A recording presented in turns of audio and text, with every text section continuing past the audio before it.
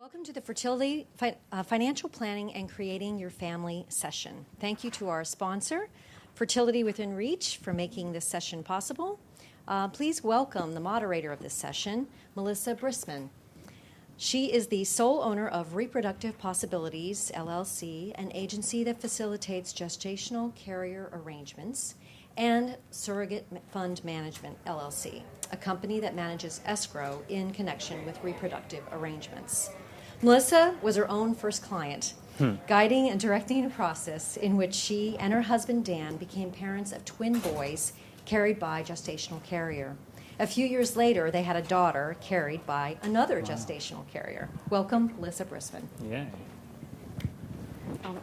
Thank you all for coming today. Today we're going to be talking about finances and planning your family. And as most of you know, most people in the world have children the natural way, and that happens to be free. So if you are in the situation that you need to use fertility services, that can be costly. And today we're going to talk about how to make that fit within your budget and still have a family. You can find out more about this session on Fertility Planet's website, which is justfertilityplanet.com. And I'm going to introduce to you our four panelists. So if you can welcome them with me. Our first panelist is Jennifer Hatch, and if you want to tell us a little bit about yourself. Sure. Thank you very much. I'm Jennifer Hatch. My company is Christopher Street Financial. We are a financial planning and investment advisory firm in New York, although our clients are nationwide. And if you've heard of us, you might know that we are specialists in same-sex couples. And I would say at any given time, probably 75% of our clients and the wealth that we manage is for LGBT clients, many of whom are parents, and it's not free to them. So this is an issue that we contend with constantly. And the other 25% are their mothers, friends, neighbors, and supporters of the community and people who just like us. So we have been around now for over 30 years, and I've owned the company for half that time. So I think that we have a couple of points of wisdom that we're going to be able to offer to the prospective parents here. Thank you.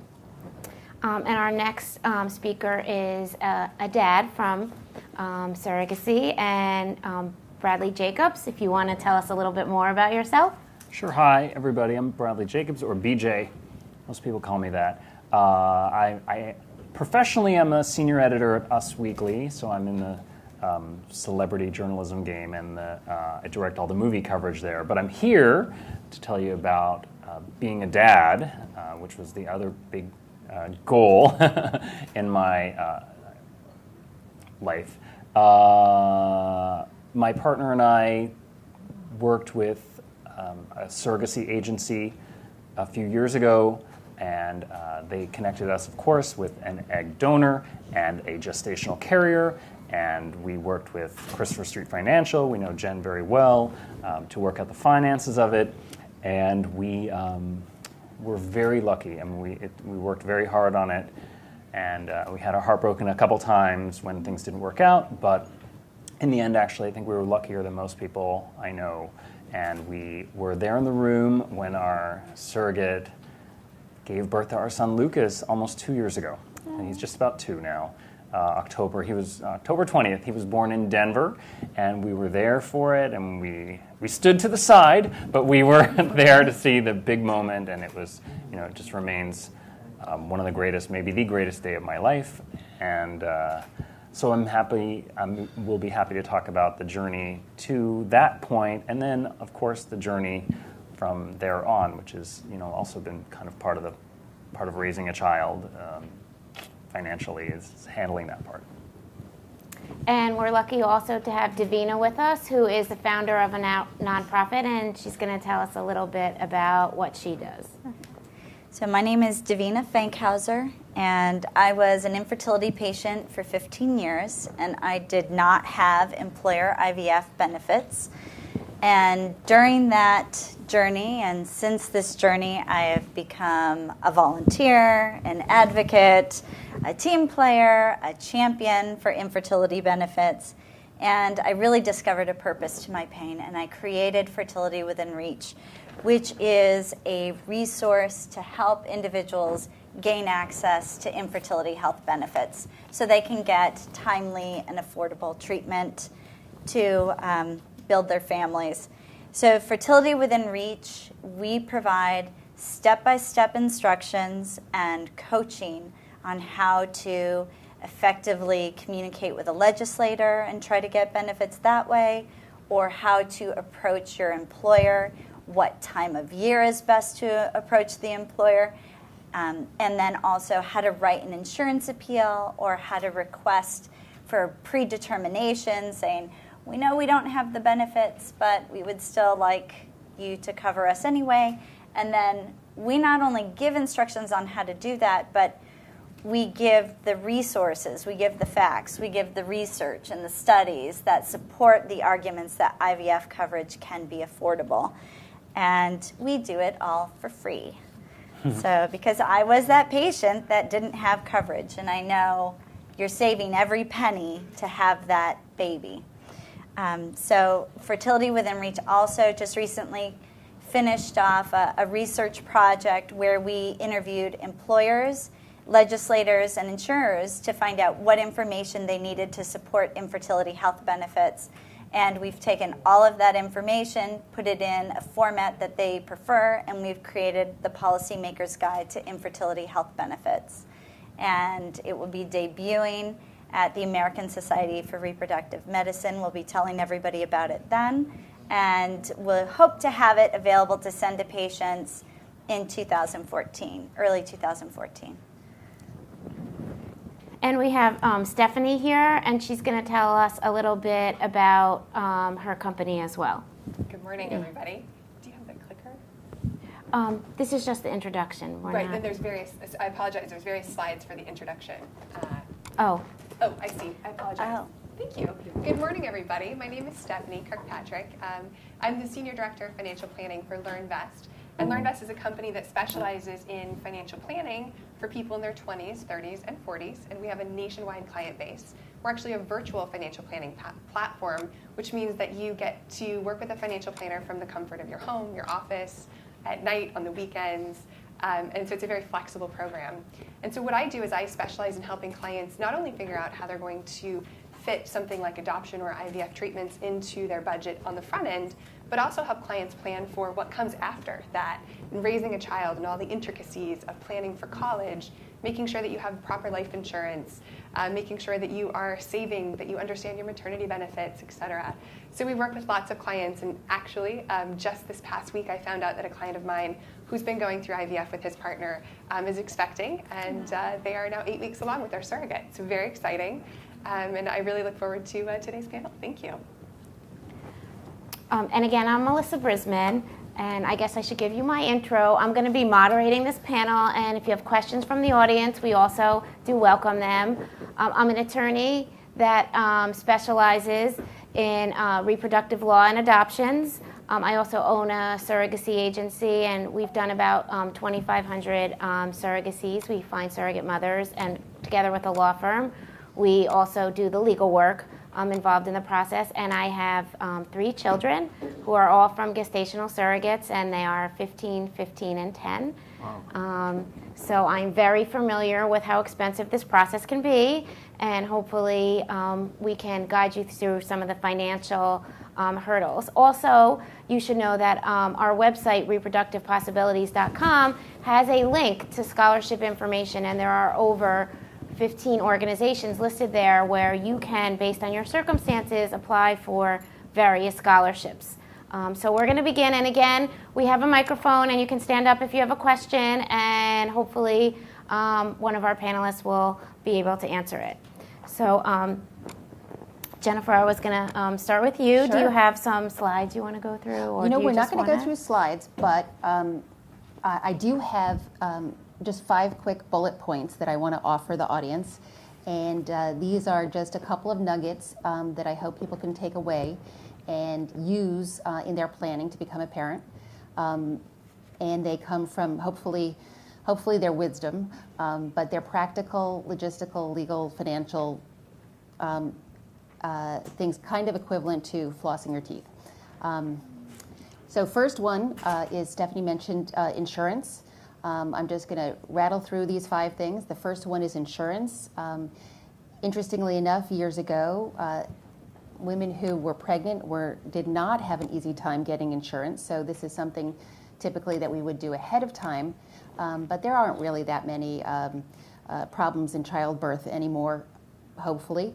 But it is something that we recommend people do ahead of time because of things like gestational diabetes and other things that raise your rates. And we're talking about something called term insurance, not necessarily an investment product. There are things like that. They're called whole insurance, just basic death benefit. We need to have something like $1 million or more to cover both you and, if there is a second parent, both of you. If one of you is the breadwinner, we want more on that person. If somebody is going to be a stay-at-home parent, we need a lot on that parent too, just because of the fact that it will be very expensive to replace you should we need to.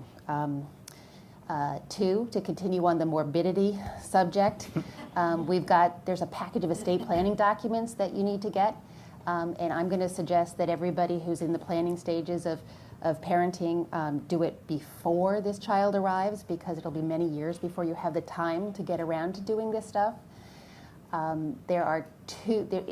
It's not just a will; it's a package of documents that you need, and a good estate planning attorney, not your legal, not your real estate attorney on the corner that you did your closing with, but a real estate planning attorney will make sure that you have that full package. You know, there's a healthcare proxy, HIPAA. What are these other things? There's the power of attorney. There's the living will, and depending on your relationship. My next point was we need two names that are going to be really critical. One is going to be the guardian. That's the person who hopefully has the same values and is able to give this child the love that you would have. But secondly, and it could be the same person, a financial guardian. That's the person who actually has their stuff together enough to be able to make good judgments and keep track of your money and make sure that it's going for the child's needs. 3, we need 3 is, and you can wait till after the child arrives, but I'm going to say the 529 is one of the best gifts that the government gives us.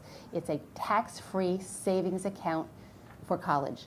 And it's not tax-deferred money, it's tax-free. Anything you earn in that account, use it for college or graduate school, not high school, not secondary school, but college.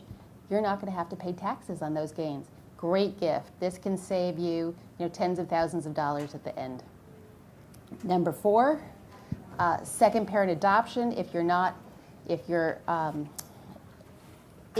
you are in a same-sex relationship, even if you're federally recognized as being married today, or an unmarried relationship, and you're going to have a child, even if there are 2 names on a wedding certificate, marriage certificate, and that those 2 names will be on the birth certificate, you still need to do a second parent adoption, because there are states in this country that don't recognize the marriage. They will recognize the adoption, however. And I don't want to go into horror stories, just put it on your list, something to do. The 5th thing is you need to find, I would call it a financial coach, somebody to be your mentor, your advisor. It can be somebody, I love the concept of being able to do it online. Hopefully it's a certified financial planner who's going to help you to make these decisions and get all these ducks in a row.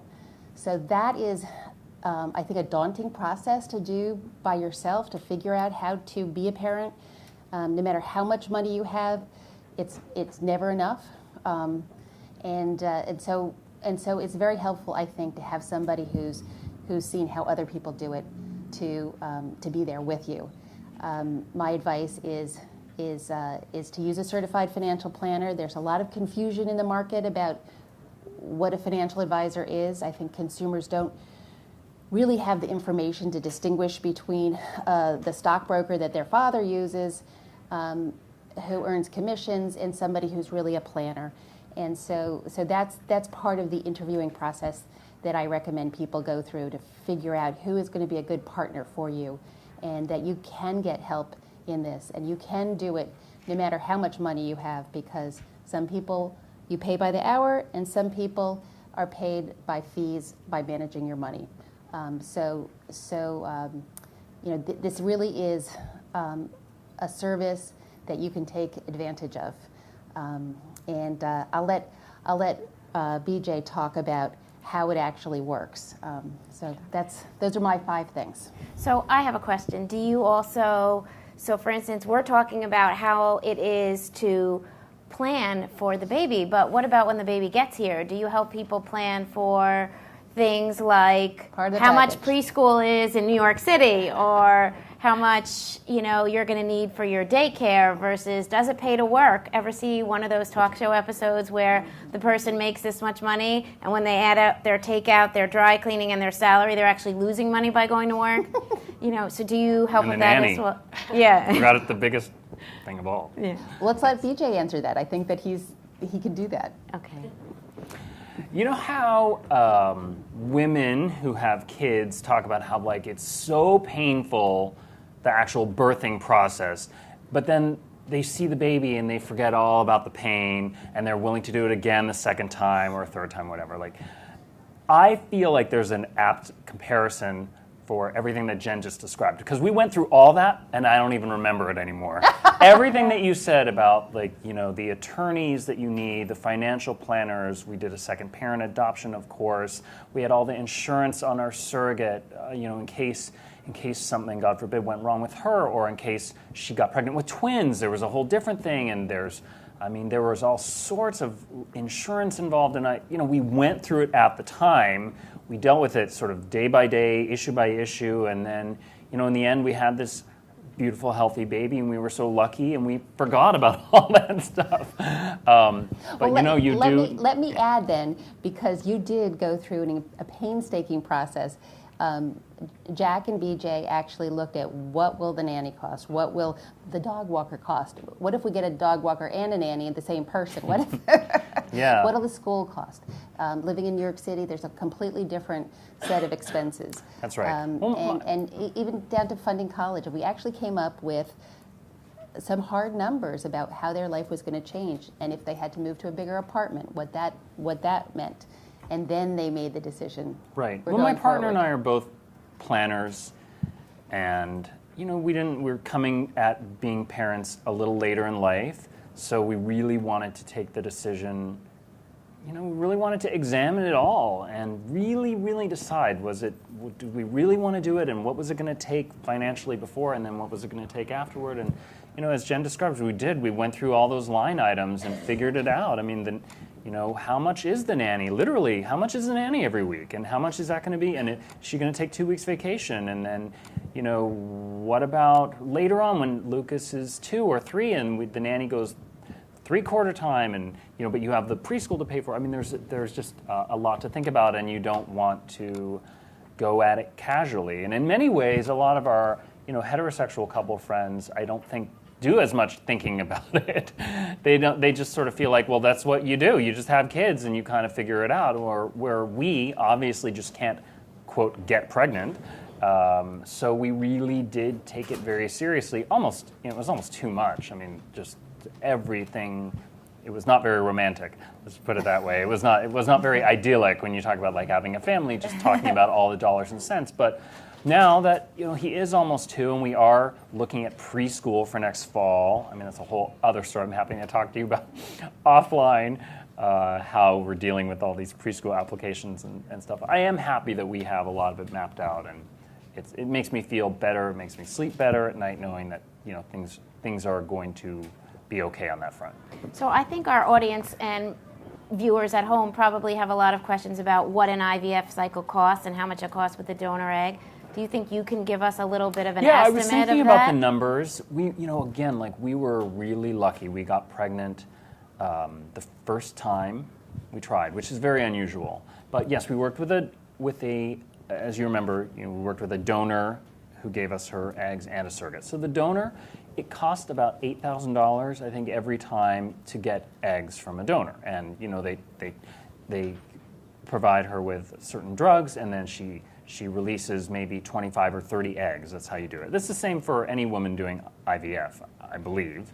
But that's the donor's compensation in this case. The donor is getting Yeah, the it was about 8,000, right? 8,000. Right. And then there's medical costs, right, for the retrieval. Specifically, yeah. I mean, I feel like that part came to about 8,000. I don't think she walked away with 8,000 in her pocket. I think that was the overall. There might have been a little bit more. Sounds like a good price. Yeah. So just so the But audience you often knows, have to do it 2 or 3 times. I mean, I've had friends who've had to do 5, egg retrievals. I mean, it's tough, and that's why you want to end up with the right egg donor. Also, there are proven egg donors, which is a donor whose eggs have worked for other couples before. We were actually very attached to a woman at first, our first egg donor. We just loved her, and we became Facebook friends with her, and her mother sent us all these pictures of her as a little girl, and she looked like us. She had brown hair, and she just looked like she was one of our sisters.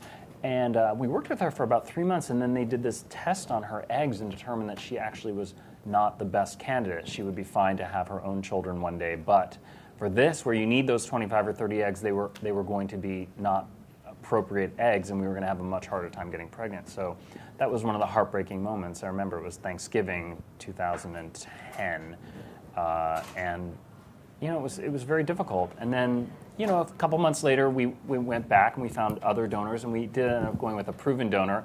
And this one, of course, was blonde and blue-eyed. And so anyway, our son is blonde and blue-eyed. He looks a lot like that donor. Some of the other dollars and cents stuff, the surrogate herself, who carries a child. I mean, I feel like that was like about $40,000 that she walked away with, about $40,000. Not inexpensive, but again, she is carrying a child for you. I mean, it's something you do have to put. You do have to put a dollar sign on it, but in many ways you don't want to. And Sure. But so and then the other big chunk was just legal fees, legal stuff. You're paying an agency to develop the contracts between you and the surrogate, and also, I mean, even the surrogate's husband had to sign. We were working with him; he had to sign off on it. They had to promise to not have sex for some particular period of time around the. I don't even remember the term anymore. Well, it wasn't embryo really, transfer. The transfer. Around the embryo transfer. So I mean, everyone's involved, and so none of these things can be taken lightly, and you need to have real law firms work on it with you, and because again, God forbid, a lot of things can go wrong. I mean, people can pull out, people can just decide they don't want to do this, and the whole baby M thing from a generation ago changed this, so that's why there's an egg donor and a surrogate. I mean, it's very tricky. I mean, complicated. So I remember that we had budgeted somewhere between 125 and 150 for the whole thing. Do you think that's where you ended up altogether? After a while, you stop counting. But yes, we So did. I can tell you in general, as an owner of a surrogacy agency, if you're using an egg donor and a carrier, you're going to be somewhere between 80 and 125 usually. 150 would be probably multiple if you needed another egg donor. But across, just for some information for the audience, you got away pretty inexpensive in terms of that, if that's what your cycle costs. An egg donor cycle in the New York area, including compensation, is about $30,000. Although a surrogate gets about, the U.S. average is about $25,000. And maybe Davina, you can shed some light on some of those costs would you like to do your presentation? So that would be helpful, I think, for some of these questions. Yeah, when I was hearing about the cost, I think there are so many different needs that are done with treatment that the cost can vary. Sure. Some couples need to have pre-implantation genetic diagnosis to see if there's a genetic reason for either recurrent miscarriage, and that's an additional cost to a regular IVF cycle, which can run between $2,500 to $5,000 depending upon where it's being done. An IVF cycle, what I think from my perspective is interesting is I don't always look at it as how much the clinic charges. I do think people should shop around and because some clinics will have a cash price of $8,500 for an IVF cycle. Another one might say $9,500 and it includes some medication or it doesn't. But what I look at is, what does an insurance company reimburse for an IVF cycle? And I know for my own, which was IVF with ICSI, where they can kind of clean up the sperm and inject it into the egg, that was about $7,000. So when I'm talking to patients and trying to identify what is their need with finances, do they have insurance? Does their employer, are they mandated to offer, or is the insurance companies in their state mandated to offer infertility benefits or to cover infertility benefits? Are they exempt? Is the employer self-insured, so they don't have to provide a mandated benefit? Really trying to discover where they stand with their insurer, so we know, are they going to appeal a denial, or are they going to ask for an exception? Are they going to say, we know this isn't in our benefits, but we would like you to cover this. Here's the letters from my doctors saying that it's medically necessary. Here's the data showing it's affordable and that I have less of a risk of high-risk pregnancy, higher order multiples. Here are all these great reasons for you to reimburse $7,000 instead of possibly me paying out of pocket, transferring more embryos, and then you're paying for my high-risk pregnancy, my premature birth, and my NICU costs. So we have them balance in communication the personal story, but also the financial logistics. This is a win-win. We want to bring home a healthy baby. You want to, have that be a reality as well. So what do you do for same-sex couples? Like for someone like BJ, did you have any coverage, BJ? I would think that would be harder to get them to pay for the IVF for a same-sex couple. I don't really remember, actually, now that I'm asked directly about that. I don't remember if we had that insurance. I feel like it was either going to work or it wasn't going to work. Right. So for what I've done with same-sex couples is there was one woman in particular, she was doing IVF cycles. IUI cycles. And to fit the definition of infertility, she had to be unable to conceive for a certain amount of months. She met those certain amount of months, she was provided IVF benefits. I think you can use the same kind of logical argument if your employer does offer it, but they aren't recognizing you as a same-sex couple. I think there are better laws now to support them since DOMA. I'm kind of working on that to clarify with the different divisions of insurance and departments of insurance in the various states to make sure that same-sex couples who become married are protected. But as far as being able to access benefits for IVF treatment, I think you have to use that same logic, saying, if I'm taking the steps to prove I am unable to conceive and I meet the definition of infertility, just because I am not having conception in a heterosexual way doesn't mean I am not experiencing infertility. Doesn't mean a man does not have a varicocele. Does not mean a woman, same-sex, doesn't have PCOS. There are lots of reasons that an individual can be infertile regardless of their sexuality. Sure. What do you think, BJ? Yeah. Yes. Does that sound good? Absolutely. So, Stephanie, would you like to tell us a little bit about how a financial planner might come into play with some of these issues that are? Absolutely. So it's been interesting listening to each of you talk a little bit about your personal experiences and just the business side of things. And what I hear as a sort of running theme is emotion.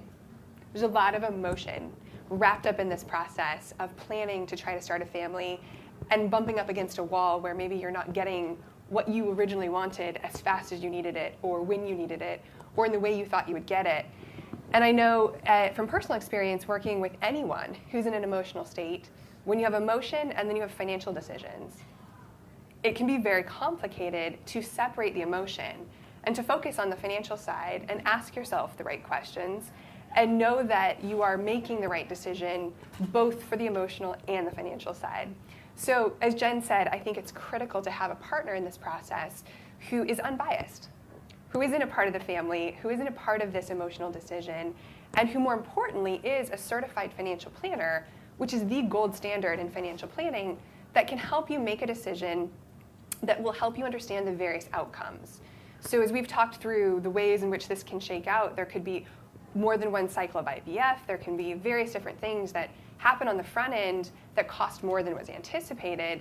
And if you haven't adequately thought through how you're going to handle every element of your financial life as it corresponds to this one big decision, you may get what you wanted in terms of starting a family, but be left shorthanded somewhere else. So it's really important to have this person on your side who can not only be the unbiased, very trusted piece of professional information, but someone who's also going to be making sure that you're thinking about the big picture. And so for the process of working with a certified financial planner, I think it's important that you do interview someone that you feel connected to. That when you work with a financial planner, you feel like you can be your full self and you're open and you discuss what it is that you value, what it is that you're looking for, and understand that this person's going to be there sometimes to make sure you get what you want, but also sometimes to challenge you to think outside the box. And so when working with a financial planner in this case, and BJ, you can speak from experience, I imagine there were a lot of things you didn't think of. Right in front of you, there was the cost to get it done. But then you mentioned, and Jen mentioned, having all of the estate planning set up in advance, making sure that you have life insurance so that your income, your ability to earn income is there and you're protecting those that rely on that income. And then it gets bigger than that, making sure that you can afford to educate these kids, that you can afford to have a nanny and a dog walker and preschool and everything else that comes with raising a family. So at LearnVest, our financial planners are well-versed in working with clients from all different backgrounds.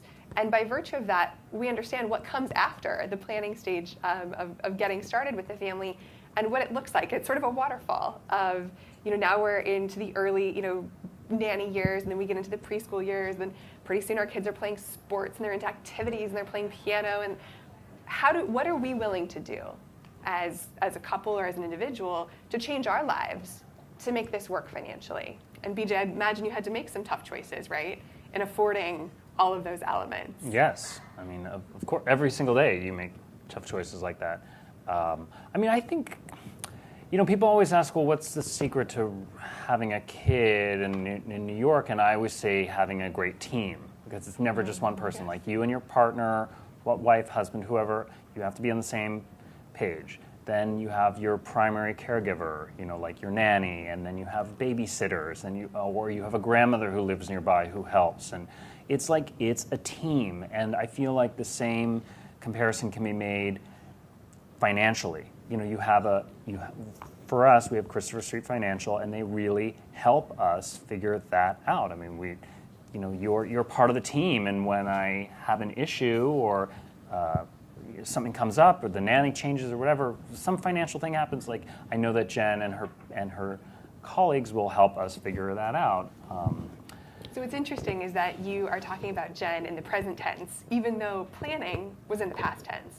And what I think because we're still involved. I mean, right? Our son is almost 2, and Jen and I still are involved, and we meet, regularly, and because it's always changing, like fashion or trends. I mean, Lucas is always changing. I don't know if he's going to be into soccer or into piano, right. And one thing's very different, or both. I mean, he's always going to need things, and they cost different things. So what I think is great about that is that a lot of times when you think about financial planning, you think about a moment in time.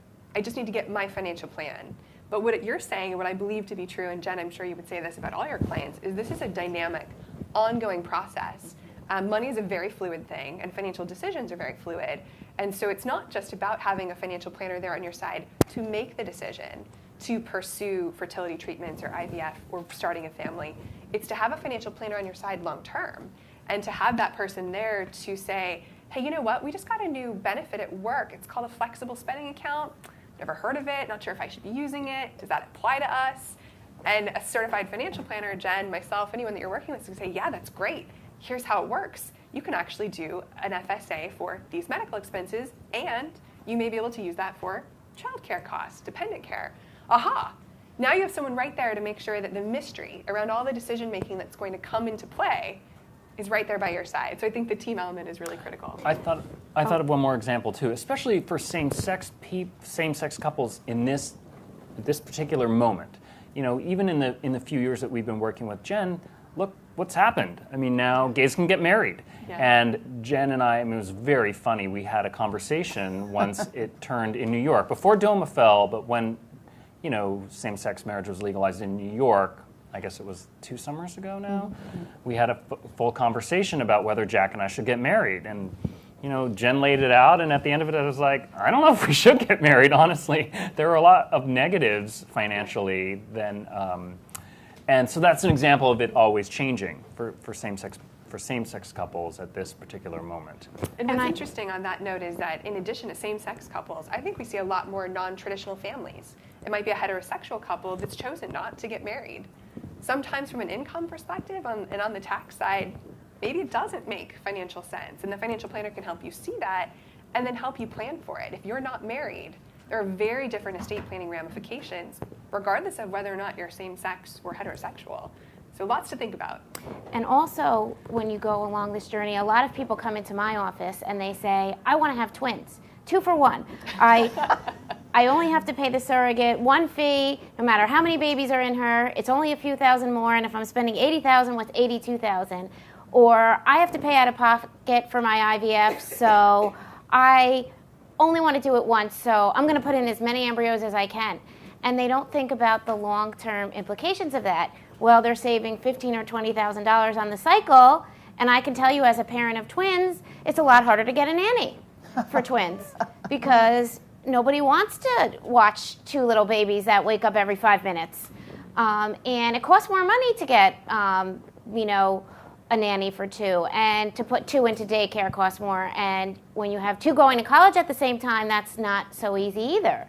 So, and you might get 2 even though you're trying for 1. So your financial plan may then have to be redone because all of a sudden you have 2 kids, and you might put in 1 embryo, and lo and behold, you're that 1%, and that embryo splits, identical twins. Here you go, you can't send one back.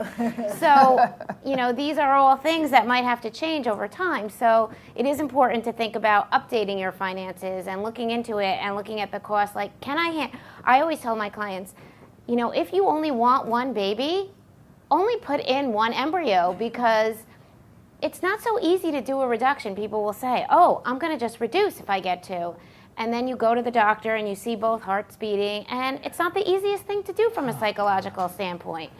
So you have to think about what it is you want, what it is as a couple or a single individual you can handle, and you have to be not penny wise and dollar foolish, because if you want 2 children and you want them to be apart, it may not be the best decision to shove all those embryos in that uterus. Yeah. So that is important to think about. Do we have any questions so far from the audience? Anybody want us to speak about anything in particular that you came to this session wondering about? I might throw something out there that maybe is of interest to the audience. I know I see a lot of clients these days. We're talking very specifically about clients who know they want to do IVF and who know they want kids now. But I see a lot of young faces in this room, and I know that I work with a lot of young clients who are in their 30s and not ready yet. And so now we're talking about freezing eggs and doing IVF later for a totally different reason. And I imagine that may have happened, to some people in the audience, where you're just thinking about pre-planning. And again, being able to work with a financial planner, to know what the cost is, to know what the long-term ramifications are so that the time is right. I think we see a lot more people struggling with that these days. Sure. Davina, I know you had a comment. I did, but I see some questions, and I'd rather, if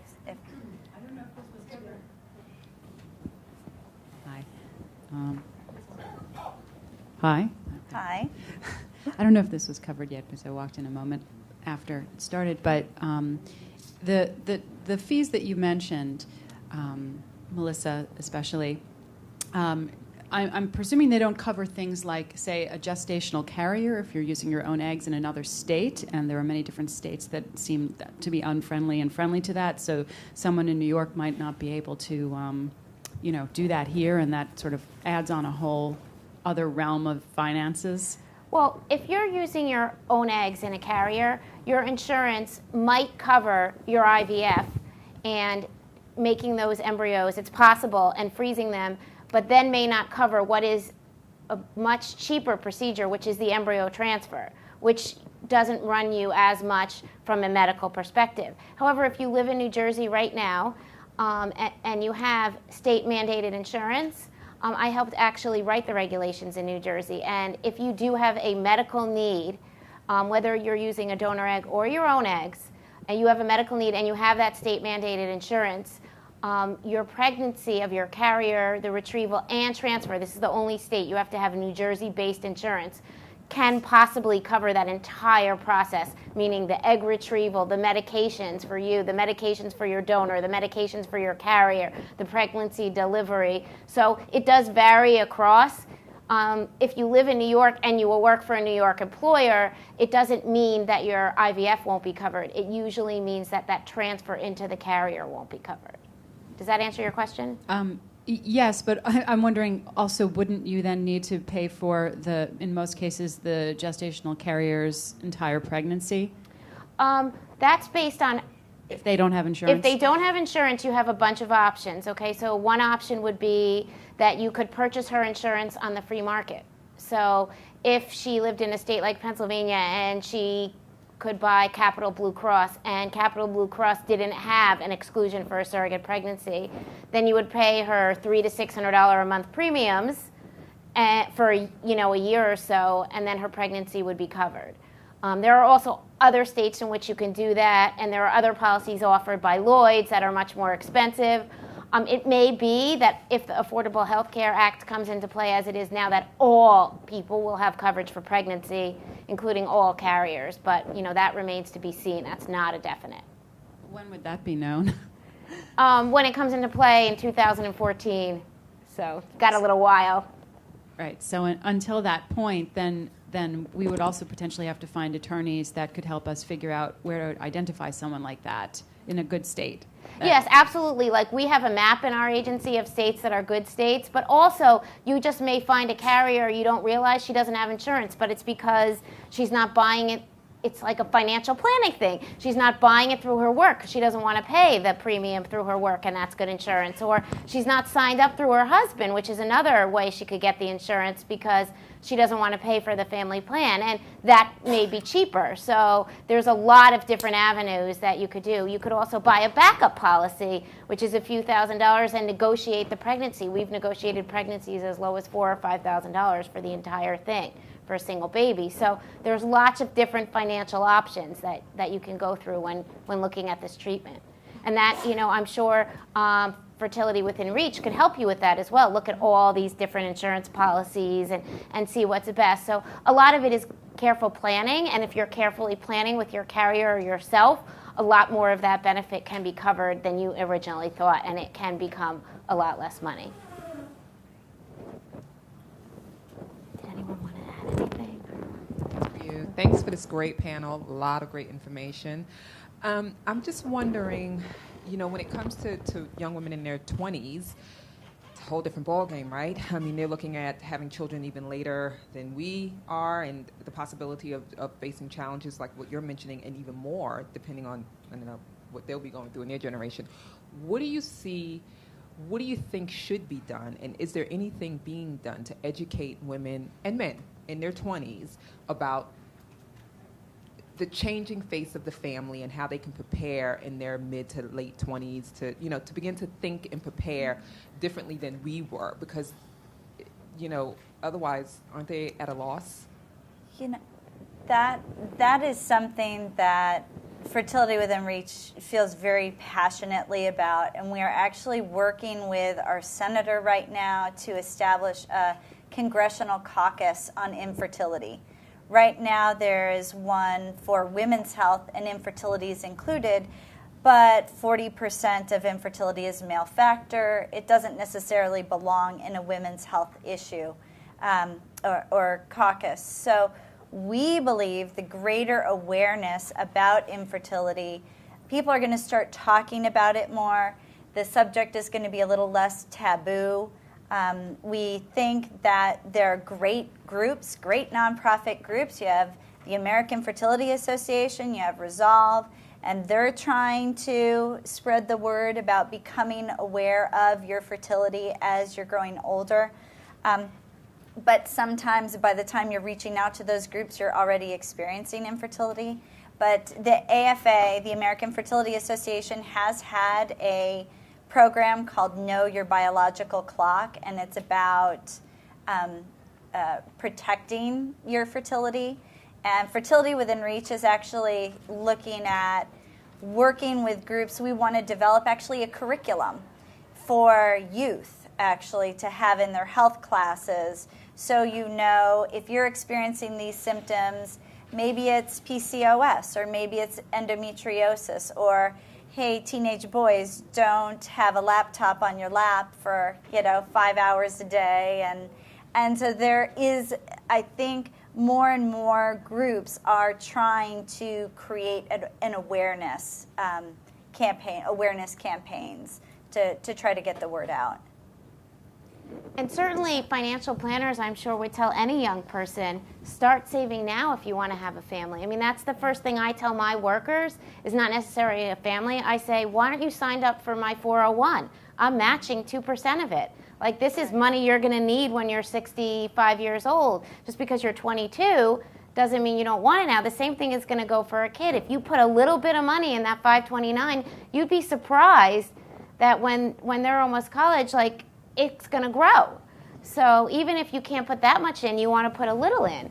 Yeah, absolutely. It's more difficult to do that now that this generation has this kind of entrepreneur, like, I'm going to make $1 trillion with my startup. And whereas we, had the corporation and the 401ks, everything was kind of handed to us very neatly, and we were able to. Do you think it's different and more difficult now? Well, I certainly think the landscape has changed, but that actually I think is to our advantage, because I think as people are going outside the box of the way that life traditionally happens, and they're buying a house at a different time, they're getting married at a different time, maybe that's sooner, maybe that's later than it used to be, it depends on the person.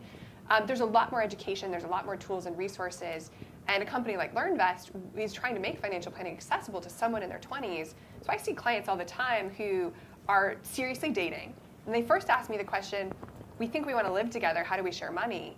Then we think we want to get married, what's that going to cost?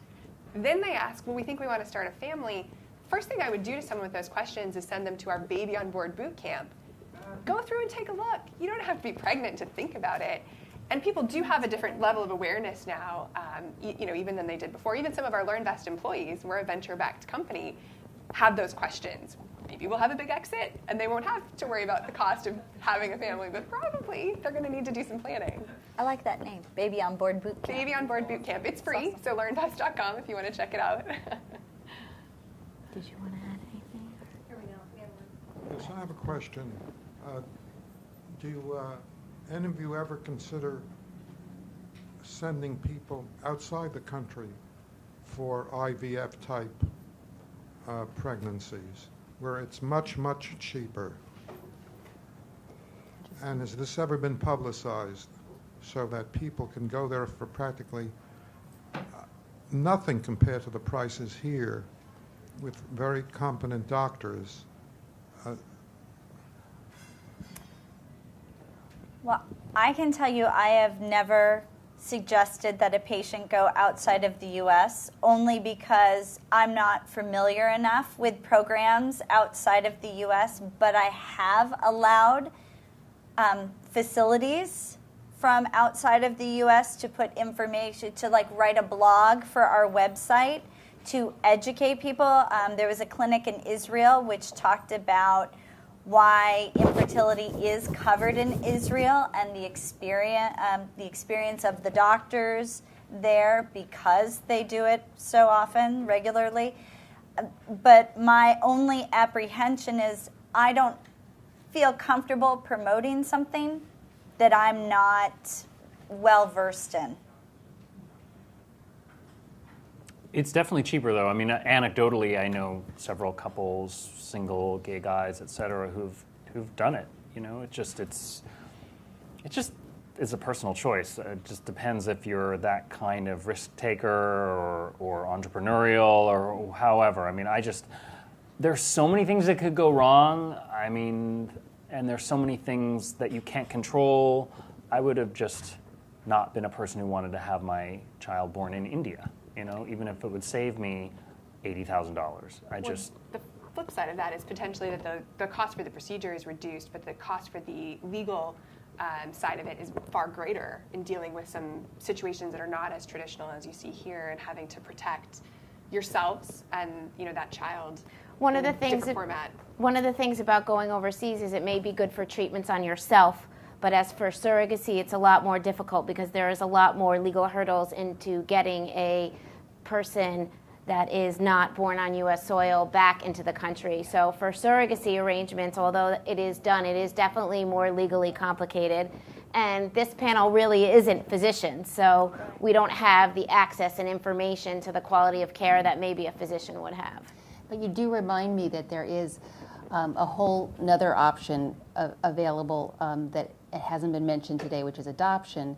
And sadly, the international options for adoption are much narrower today, but that's often a financial and emotional process that my clients will go through. Is do we go this way, or sometimes they end up opting for adoption because the fertility route didn't work. But it is, as a practical matter, no matter which option you choose, it is sometimes less expensive, but still significantly expensive compared to old-fashioned baby making. I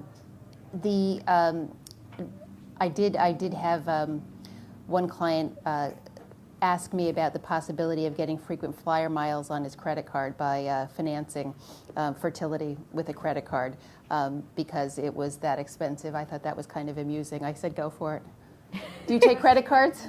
Actually, okay. I just Go wanted ahead. to ask about how one would go about maybe purchasing a type of insurance for fertility coverage when self-employed, because I mean a lot of my clients and people I talk to work for a larger corporation. They have some coverage or maybe none, but for self-employed individuals, I'm just wondering what the options are and what would be better if there are any insurances to purchase that would have the best coverage.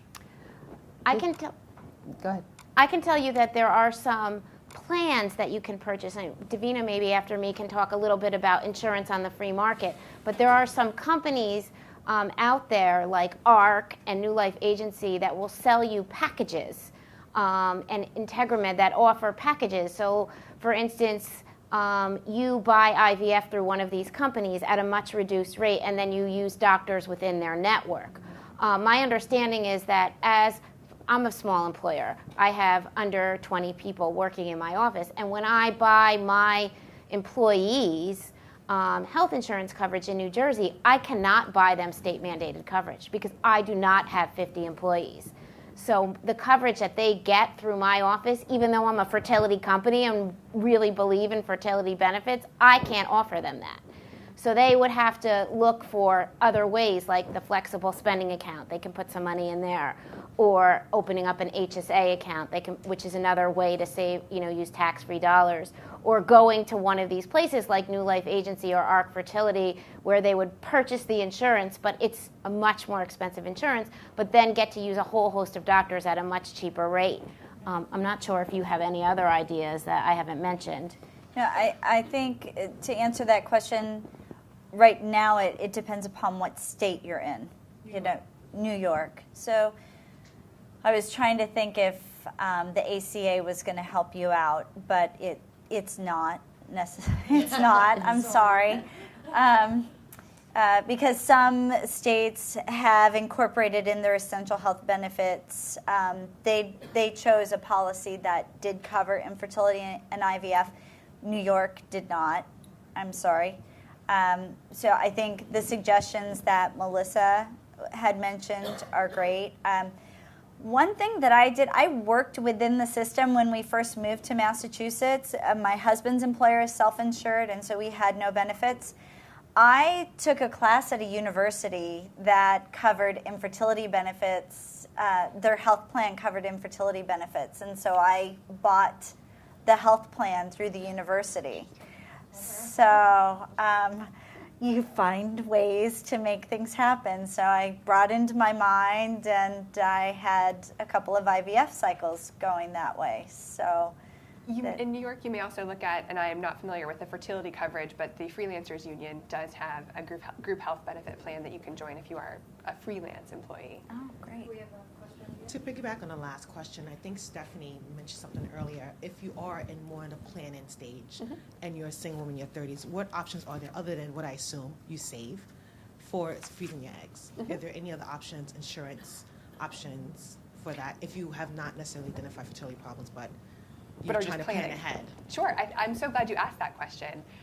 So, as you're thinking about what might be ahead in your future and doing some planning, there's the obvious answer that you can save, right? But what we've talked about in terms of cost, and I think BJ said, what was it, $150,000 you guys were planning for? That's a lot of money to be saving in a potentially short period of time. So there are some other ways, and Jen, you could certainly speak to this as well, that you may be able to finance this. So if you have no insurance coverage and cannot get the proper coverage, or it only covers a portion, you might be looking at other alternatives where you would be able to take, we mentioned credit cards, which can be a risky endeavor, but there are 0% credit cards out there, usually for 12, 14, sometimes as long as 16 or 18 months, which might give you time to repay the amount of debt that you're going to incur for the cost. Probably more logically, you might look at something like a personal loan, which is going to be a fixed interest rate, hopefully a low interest rate depending on your credit history or credit score.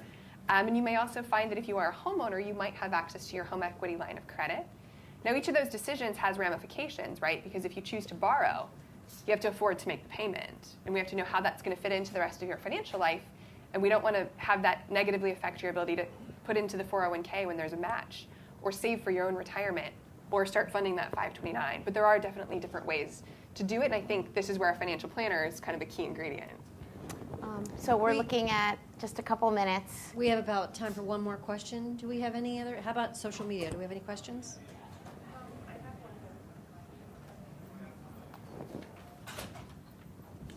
Hi. With crowdfunding on the rise, people are asking if that's a safe option to go ahead and publicly display their fertility journey and crowdfund for raising money for treatment. It's an interesting question. I've Jen? actually, sorry. Do you Go ahead. No, go I've ahead. actually seen that be very successful for people. So I think it depends upon your crowd. And yeah, seriously, the level of support you have. Some people don't choose to share their experience and keep it to themselves, and some people are very open about it and request it, and they see a benefit from it. So it just depends upon how comfortable you are taking that risk, making that plea, and expressing yourself. But it can be very successful for couples. Yeah, I think it also comes down to exactly what Davina said, privacy issues, right? When I was when I was having a gestational carrier, twin boys, I remember being really, really sick of talking about it. Like after my mom started telling everybody that we were expecting twin boys, it was like every cousin from Timbuktu wanted to hear the entire story.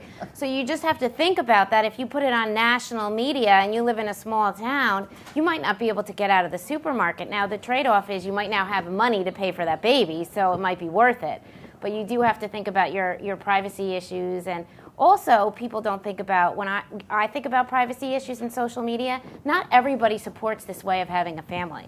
So you have to understand, like my office frequently gets letters from family foundations and certain organizations that don't approve of what I'm doing. So once you put that out there to the world, you are subjecting yourself to those kind of comments as well. I just want to make one quick statement because we've been talking about big picture with finances. I want everybody to think big picture with getting insurance coverage. That means supporting events across the country where they're trying to communicate with legislators. Reach out to those who are running for office in your community and say, where do you stand with infertility and health benefits? Get to know their answer. vote and support people who are going to support you and what you need, and that will benefit people in the future. It's really thinking big picture. You're helping yourself, but you're paying it forward as well. Okay. So I think we're going to wrap it up now. So all the speakers that are here, all their information is on Fertility Planet's website, and you can click and be connected to their various organizations. You can also watch a videotape of this session if you missed something. And you can go on Twitter, and it's hashtag FP13NY if you want to follow them on Twitter. So please make use of the social media. And also I wanted to thank Fertility Within Reach and all of our other sponsors for helping make this a great day. Thank you all for coming. Thank you.